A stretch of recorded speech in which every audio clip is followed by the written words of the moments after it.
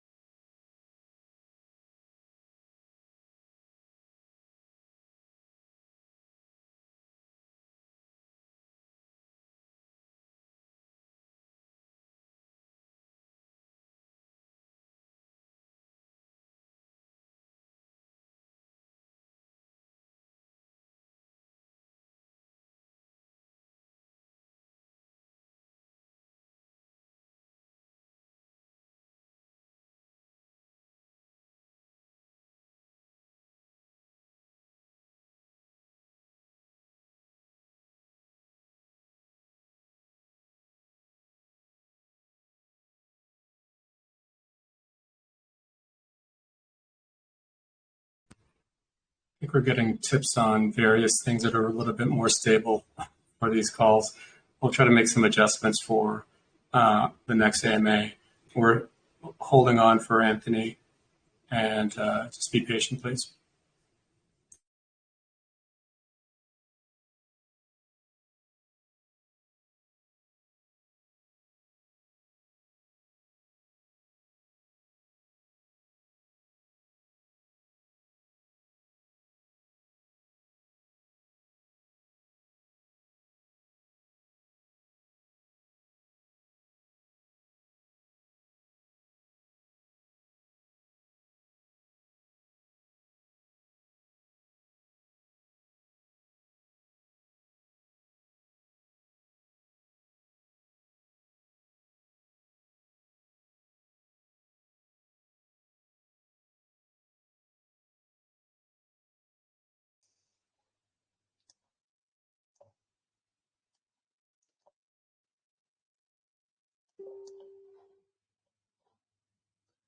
Apologies, everyone.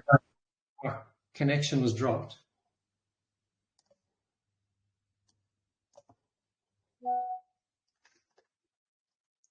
Stephen, can you just confirm where you lost me, so I can go back to the relevant question?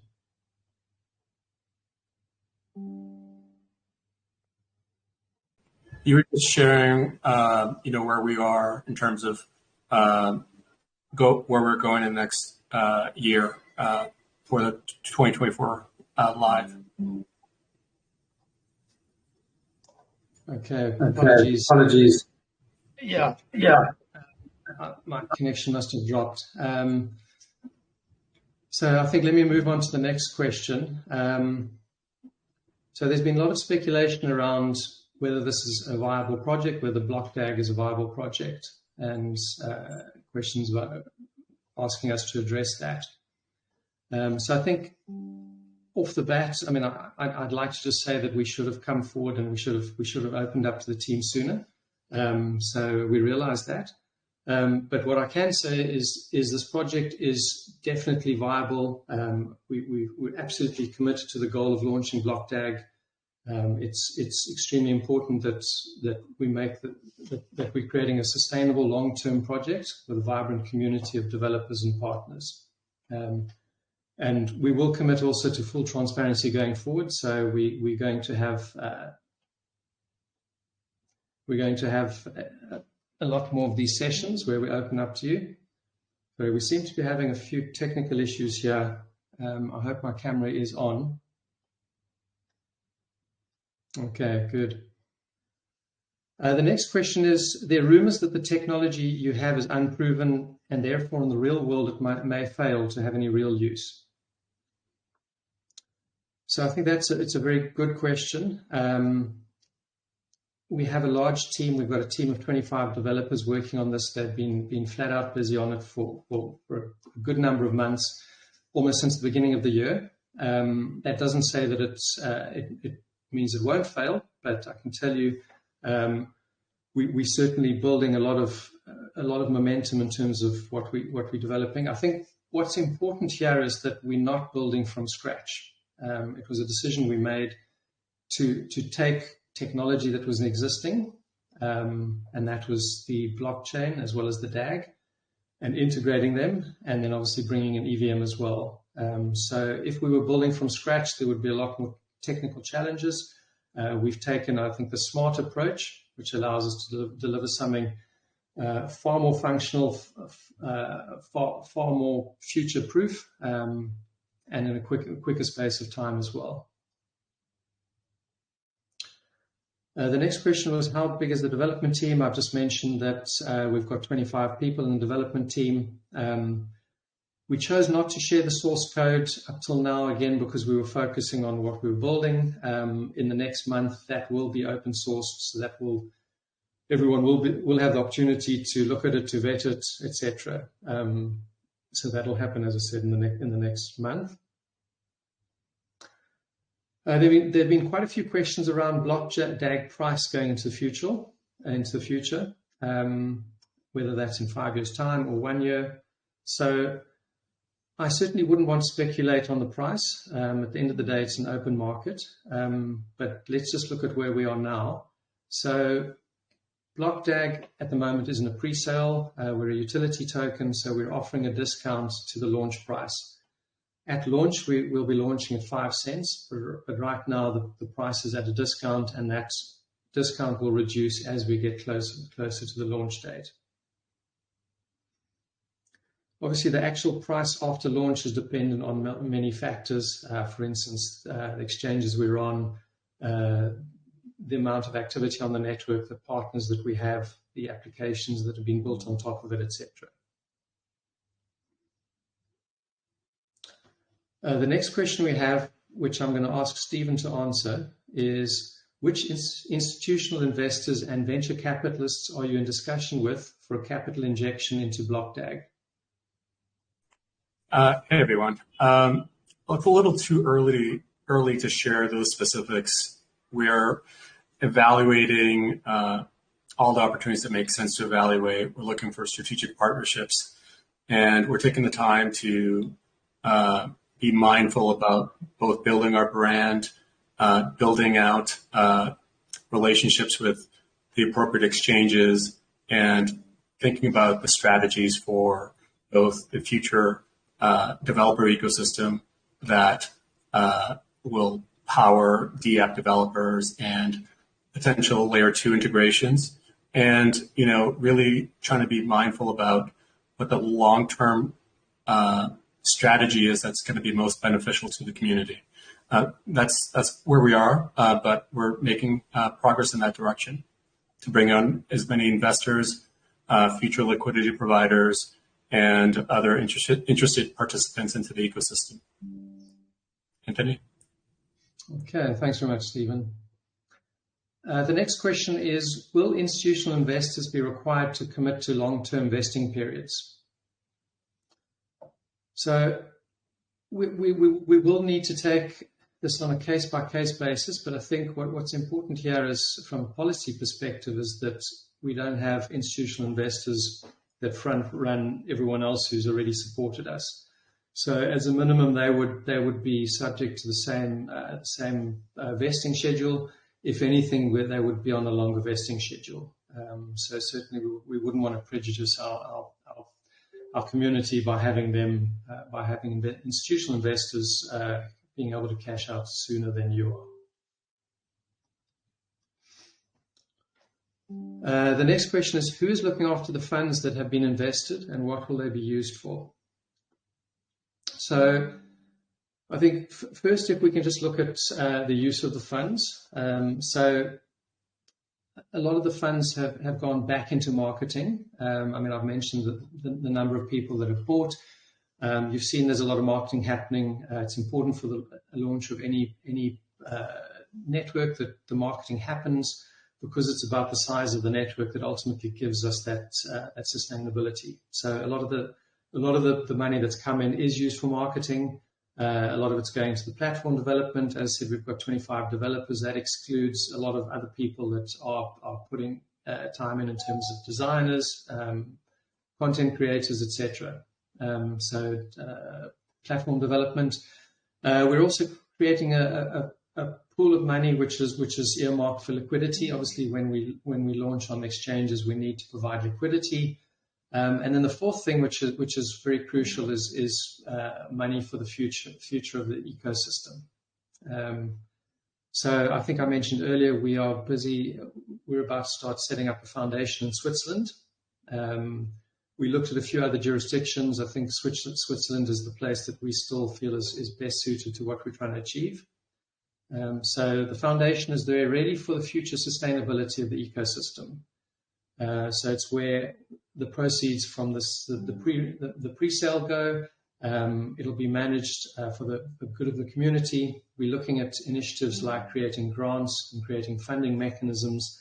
Those will be used to incentivize developers to come in and build on top of us, and will be used for other incentive type initiatives for the community. As I mentioned, the unused funds from the pre-sale, as well as unminted coins, going to the foundation as well, and that's really there for the good of the community. Another question is around the long-term vision and the goals for the project, and how we plan to achieve them. So BlockDAG's innovative hybrid architecture positions us very well as a leading blockchain platform. And allow us to power a wide range of decentralized applications. So in the next 3 to 5 years, we expect to be one of the premium layer 1 blockchains, and we expect to go head-to-head with the likes of Ethereum and Solana. So a lot of people might say, well, is that realistic? We haven't launched yet, etc. We're extremely bold about what we're doing. The technology we're building, we know is unique. It addresses a lot of the issues that are out there. The partnerships we're forging as well will make a massive difference. So we really believe that's entirely feasible. The other thing to remember, that in times of significant innovation and change, it's often not the first to market that's the most successful. It's those that come later, and that's exactly what we do. We will benefit from what's been built before us. It means we can leverage that. We're not breaking new ground. We're coming in and we're building on top of what's been done by others. So that's a massive advantage to us. And that's quite common, as I said, in times like this. The next question is, what partnerships or collaborations do you have in place to drive mass adoption and growth of BlockDAG? And I think, Stephen, this is a good one for you to field, please. Yeah, thank you. One of the strategies that makes the most sense is to get as much liquidity into the ecosystem as possible. To that end, we're looking at having 15 to 20 exchanges listing BlockDAG at go live. That's going to allow us to, really be part of the ecosystem. Many of the things that are happening globally around blockchain adoption and everything from the CBDC space to regulations that are much more considering that we're living in a world where blockchain is going to be one of the core things that that are part of our lives. We think that we can bring on mass adoption by supporting all the applications that that the world needs. As one of our plans to be a strong layer one and have a good set of applications like oracles, DEXs, privacy frameworks, lending and borrowing, and all the different things that could be built on top of BlockDAG, including bridges to other networks. Blockchains are really the internets or the new networks to power our future market networks. We're going to see a great many different types of applications, and by working with our community, the developers that we will support with grants and other incentives, we hope to get as much adoption and taking advantage of these second mover advantages that we have from learning the lessons and stumbles of other ecosystems, and partnering with the greater blockchain ecosystem so that we can have a really awesome go-to-market. Making applications easy to develop and making it easy for our investors to participate in these things is one of the paths to that. Thanks.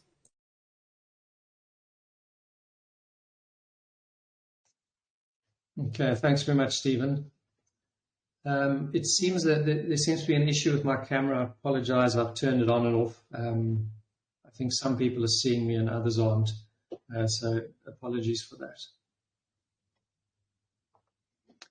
The next question is around the listings. Stephen's mentioned around that already. It's a specific question of will we list on tier one exchanges like Binance and Coinbase? As he said, I think it's a bit early to speculate on that. We're opening up discussions with all the exchanges, with the big exchanges, and we certainly expect to be on a good number of them by the time we launch. As soon as we have anything concrete around that, we'll let the community know.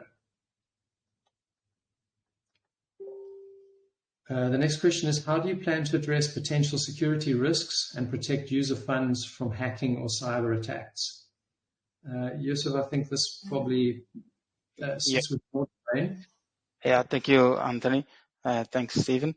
So I work as Chief Security Officer at BlockDAG. So my responsibility is to advise and monitor the dev team. As Anthony mentioned, the dev team is more about 25 developers. So my job is to write something that is secure, 100% secure before the release. So we do audit to all smart contracts, and we have like independent audits done on blockchain, and we have our internal smart contracts auditing framework made by me. So this is. Thank you. Okay, thanks, Youssef. Just to mention here, we will use third parties to audit both the blockchain, the code we've written, as well as the smart contracts before we go live. So obviously, Youssef is our internal specialist, but we will use externals as well. That's certainly important to us. The next question is, how does BlockDAG plan to foster innovation and encourage high-quality projects within the ecosystem? Stephen, if you want to handle this. Yeah, sure. Innovation is a challenge. I think everyone that's ever tried building a company, tried their hand at a startup, it's challenging to try to figure out how to build net new things. One of the ways that we can encourage effective innovation within the BlockDAG ecosystem is by providing toolkits. In the development space, there are lots of different ways that we can support our developers, again, with grants and these types of things. Example, code, templates, frameworks that encourage both test-driven development, good best practices, and really sharing these types of techniques with the ecosystem and really powering the ecosystem with, our second mover advantage to the other layer ones. I think that's the right strategy. But in addition to that, I know this is kind of outside the question, but when we think about the blockchain ecosystem and token or incentivized networks as what we are building with tokens and blockchain networks, I think we can really help entrepreneurs think about the things that they're building strategically, not just as a raw technology, but how do they build new systems and businesses on top of BlockDAG? I think that's the right strategy, just really engagement with the community. That's it. Yeah, thanks, Stephen. We've only actually surprisingly had, I think, one question on the regulatory side, even though it is important. So the question is, how are you addressing regulatory challenges in the crypto space? So I think, it's quite a broad discussion this around the regulations. We're selling internationally. We sell our coin internationally. So we touch on a lot of regulations in a lot of countries. Some are more onerous than others. I think we're all aware of that. So I think just broadly, I'd like to just mention we work very closely with our legal advisors. They watch what we do. They advise what we can and can't do, where we need to go to make sure that we're compliant. You may be aware there's new regulations coming out called MiCA, which applies to Europe. That goes live in December, so we're looking quite carefully at that to determine how that impacts on what we're doing. So yeah, that's always front of mind in terms of making sure that we stay compliant from a regulatory point of view. The next set of questions relate to mining. So there were quite a few questions asked around the miners, the specifications, some questions around the hash power, etc. So what we prefer to do is actually have a separate AMA and go into more depth around the mining. So I'm just going to touch on a couple of the high-level ones, but as I say, we'd rather avoid going into too much detail right now. So one of the questions was, besides the BlockDAG miners that we're promoting on our site, can third parties or can others with third-party miners also mine the BDAG token? And that's absolutely yes. As long as they support the SHA-256 algorithm, then they can also mine as well. Obviously, they need to join our network, or they need to be part of a mining pool that connects to our network. There's also been questions around the timing of the miners that have been pre-ordered and whether they'll be delivered before we go live on mainnet. Obviously, important to us is to make sure that everyone that has committed get their miners before we go live. So we'll start putting information out in terms of the miners and the delivery of them. The next one is, how is it possible to pre-mine coins before the network is live? And also, there are quite a few questions around the X1, X10. and asking how's it possible to mine on a mobile when it's supposed to be proof of work, which, as we all know, tends to be quite difficult to do. So I think it's important to understand, and it's possibly our fault for using the wrong terms, but the X1, X10 are proof of engagement miners. So they're not doing proof of work. They're effectively incentivizing yourselves to engage with us, and that's why it's called proof of engagement. The incentive is for you to engage, and it's also for you to share and promote BlockDAG within your circles. So we shouldn't mix the two up. The mining happens in the X30s and the X100s, and those are full proof of work miners, whereas the X1, X10 are proof of engagement. The X1 beta app is out at the moment. It's worth mentioning it is a beta, so we are making rapid changes to it. There's been a lot of feedback from the market. We've got a lot more people on it than we expected, which is fantastic. There's been a huge uptake, but we just ask everyone to be aware that it is a beta version. We're making quite a few changes as we get feedback. There have been issues with it, as you would expect with a beta version. We're fixing them as quickly as we can. So if you can just please bear with us on that. We're doing what we can to make it work for you. So we're certainly not no one's being ignored. If you have issues, we'll deal with it as soon as possible. And I think, as I said, other detailed questions around the mining, we'll rather host a separate AMA so we can go into some of that detail. The next question is, will a plan be developed and vetting procedures implemented to prevent new token projects from executing rug pulls? Obviously, everyone's super nervous about this, and no one really wants to be associated with this. Again, this is more on the policy side. So, Stephen, if you want to give us your thoughts on it. Yeah, sure. We want to make sure that we're building a decentralized ecosystem that really powers our community.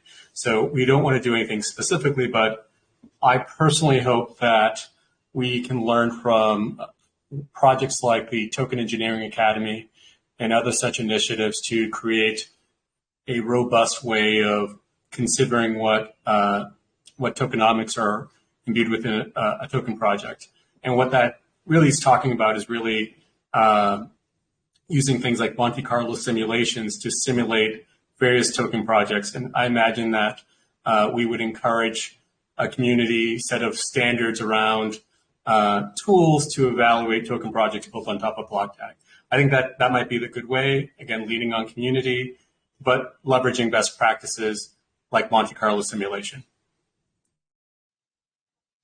Okay, thanks very much, Stephen.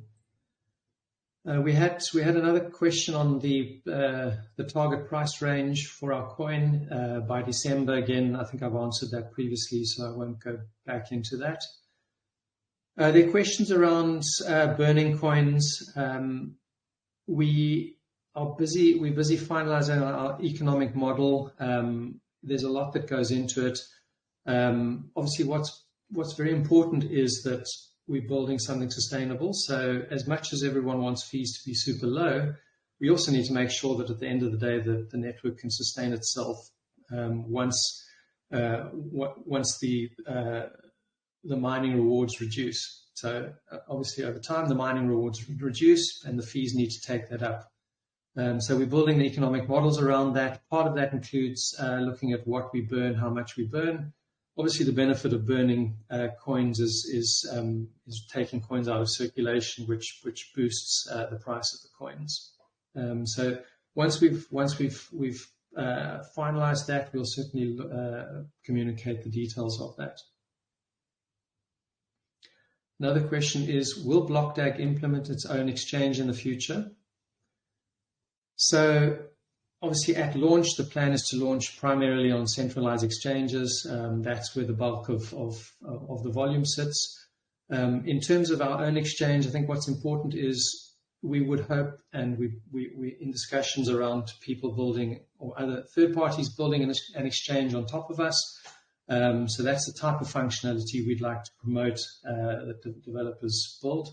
What we don't want to do is cannibalize our own market by building apps on top of ourselves that others would like to do. So we prefer to make the rails available, put in place the right incentives, etc., and have third parties build the right functionality and services using our layer one. And obviously building a decentralized exchange is one of those that we're hoping will be done shortly.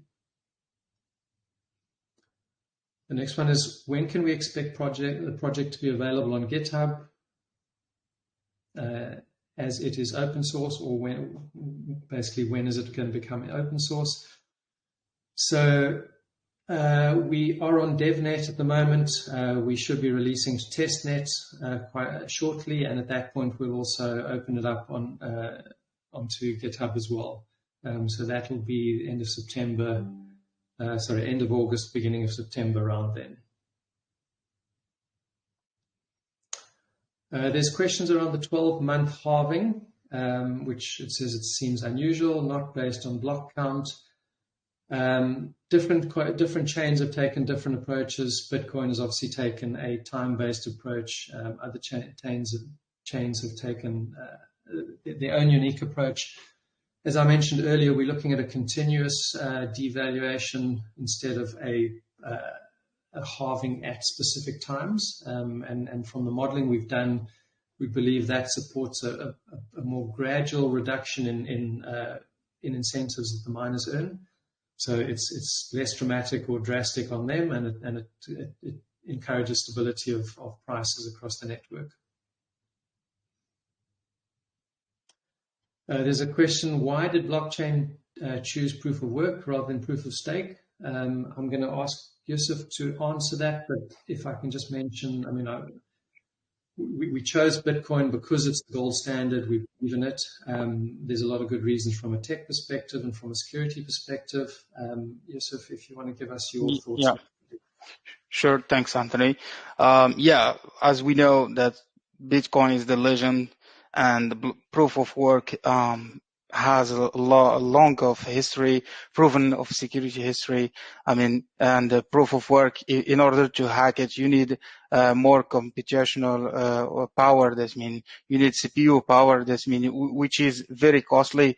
So the BlockDAG team think that we need to satisfy, the blockchain trilemma, which is security, scalability, and decentralization.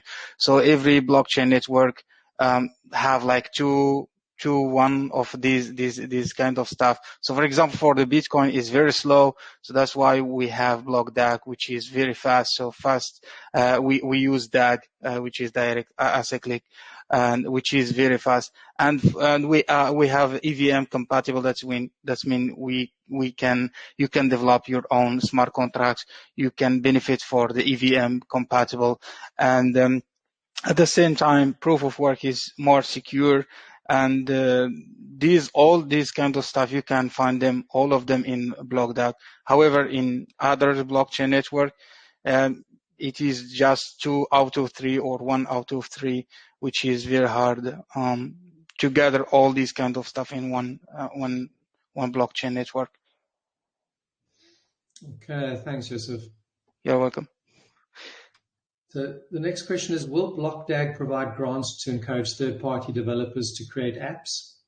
So I think I have touched on this, but again, to mention, we are setting up the foundation in Switzerland, and that is to look after, for the good of the community, the pre-sale money. That'll be made available to developers through various initiatives, grants, funding, etc.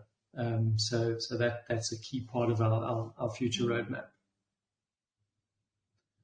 The next question is, what happens when BDAG goes live? Will most people simply sell their tokens?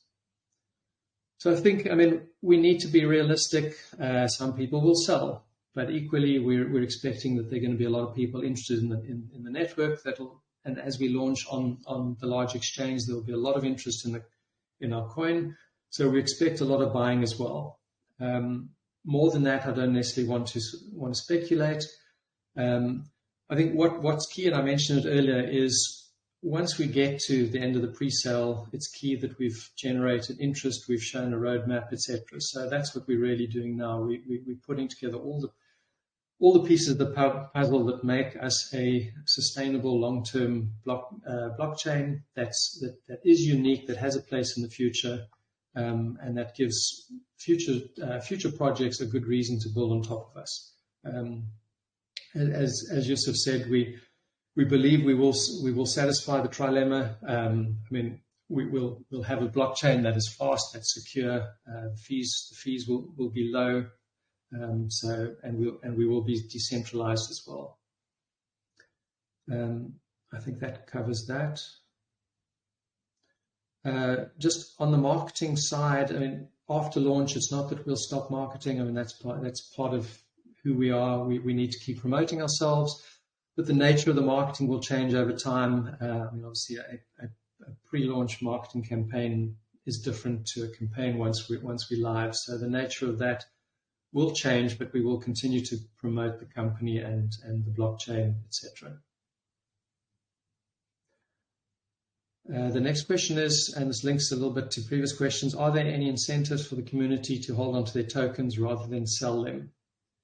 In many proof-of-stake networks, we can earn staking rewards, but there does not seem to be anything like this in BlockDAG. And Stephen, if I can ask you to answer that. Yeah, that's a good point. Reducing selling pressure would help stabilize the token price. The consensus algorithm doesn't require staking, but we can certainly look at adding this into the chain in the future to incentivize their commitment. When you think about things like staking, restaking, they're really applications that are built on top of the protocol. And we hope that the community decides to build these types of things, and we'll certainly look to supporting that within the layer one. Thanks, Stephen. I think just to add to that, it's definitely one of our plans. We'd like to encourage people to hold on, and it's not just because we want you not to sell. It's because we believe that there's a good reason to be involved for the long term with the project. So we'd like everyone to stay on to see that come to fruition. We'll put these incentives in place. They won't be long term because that's not sustainable, but certainly short term, while the network's launching and growing, we'll make these available. The next question is, what will the transaction fees be and who actually earns them? So as I mentioned, we're busy finalizing our token economy model. It's quite a bit more complicated than just sort of a quick spreadsheet and picking some fees at random. So there's been a fair bit of work that's gone into it. It's driven by two things. There's earning from mining, and then there's earnings from fees as well. Now, initially, obviously, the mining rewards going to miners are high, so that is sufficient to bring miners on board. Over time, as those mining fees are reduced, which is part of the so-called halving or continuous halving that we're talking about, as that reduces, the fees that are earned by the miners need to take up the slack so that the miners are still incentivized to provide that service. Obviously, the whole consensus mechanism is based off miners and a significant number of decentralized miners, so they need to be incentivized. So the fees need to have been worked out so that they provide the right level of incentive, but equally they're low enough that they're not going to be anywhere near the Ethereums, etc. So from a fee split perspective, again, we're looking at where the fee's going. Indications are that a portion of the fees will come back to BlockDAG. And when I say BlockDAG, I mean the foundation. So those go into the foundation, obviously, to be put back into the community to either incentivize the community or over time potentially to be burned, which is obviously for the good of or to reduce circulating coins. I've come to the end of the questions. if either Stephen or Youssef want to add anything else, otherwise I'm going to finish off. Any other last thoughts from you guys? Yeah, just to that, we have a really great opportunity to, learn from, the last decade or so of Bitcoin and Ethereum, Solana, all these other projects, and try to build something that can be stable for the community and, be one of the best blockchains out there. Yeah, thanks, Stephen. Thank you, Stephen. Yeah, so our job here is to achieve blockchain trilemma and also financial democracy. So, Bitcoin doesn't solve the whole problem of the humanity, neither Ethereum, but trying with BlockDAG and the team and the community, we will try together to solve this blockchain trilemma. Thanks, guys. Okay, thanks, Youssef. So I think just from my side, first of all, a warm thanks to everyone for joining us. We appreciate your time. I know we've had some technical issues, and I apologize. I think we purposefully didn't try and do too much tech on this. We thought we'd keep it low key, but obviously that hasn't necessarily worked in our favor. We will be having more AMAs more frequently. We'll certainly have one around mining, so that'll answer some of the specific mining questions. We're happy to have AMAs around the technology as well. So if that's an interest to everyone, if they're keen to sort of learn more on the technology side, we can certainly do that. But I think it's just what I'm trying to say is that we'll be a lot more open from now on. We're going to be more transparent, and certainly regular AMAs is the way to go. So yeah.